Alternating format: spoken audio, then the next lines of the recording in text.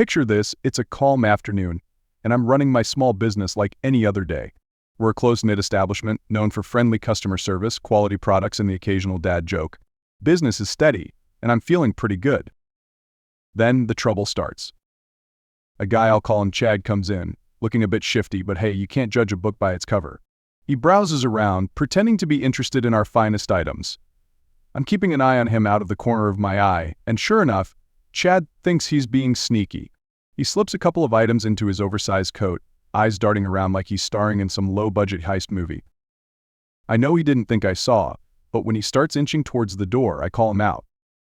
"Hey there, you planning to pay for that?" Chad freezes. His eyes go wide like a deer caught in headlights, and without another word, he bolts.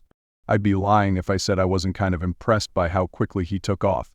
But I've had my fair share of high-speed training, specifically sprinting after my toddlers before they knock something over.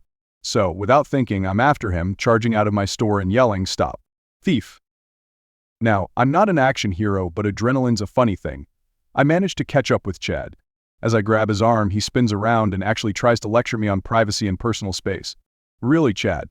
You're gonna steal from me and then try to school me on ethics? But before I can process this insanity, the cops show up. Thankfully, a helpful bystander called them. They take him away, and I can practically see the righteous indignation on Chad's face as he's loaded into the car. I figure that's the end of it, and I go back to my store feeling like a crime-fighting legend.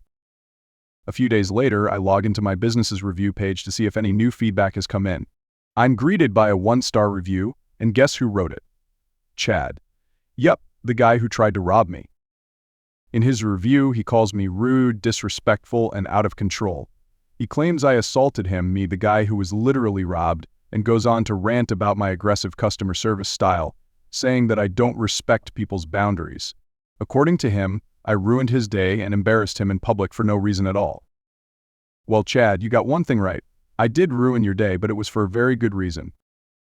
After a hearty laugh, I report the review, but it stays up for a while, so the next few customers who come in are like, "Did you really tackle a guy and steal his dignity?" And I have to explain the whole story. Eventually, the review gets taken down, but you know what?